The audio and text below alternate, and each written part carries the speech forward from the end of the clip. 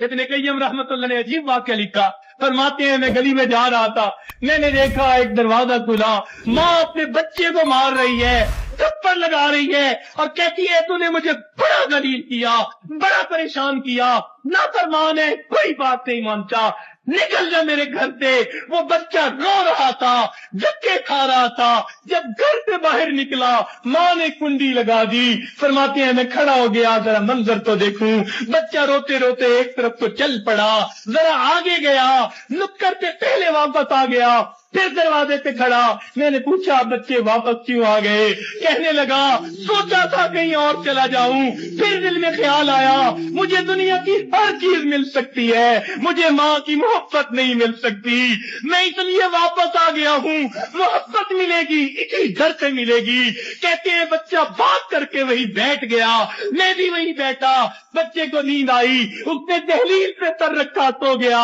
کافی دیر گزری، ماں نے کسی وجہ سے دروازہ کھولا، ضرورت کے لیے باہر جانا چاہتی تھی، بیٹے کو دیکھا دہلیز پہ سر رکھے سو رہا ہے، اٹھایا،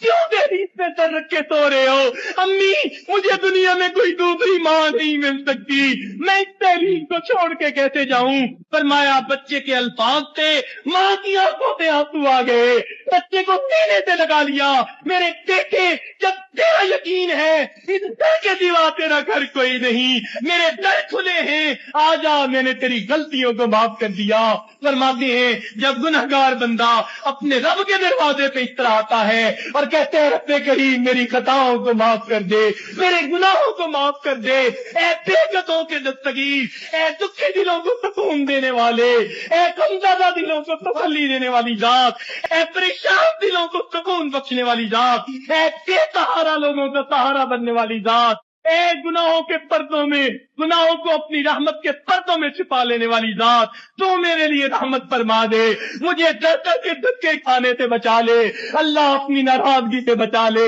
میں سلو کرنے کے لیے حاضر ہو گیا ہوں، پروردگار آئندہ نیکوکاری کی زندگی عطا فرما۔ تو جب بندہ اس طرح پیش کر دیتا ہے اللہ رب العزت اس بندے کی توبہ کو قبول کر لیتے ہیں۔ اللہ تعالی ہمیں سچی توبہ کرنے کی اور توبہ کر کے یہاں سے اٹھنے کی توفیق عطا فرما دے۔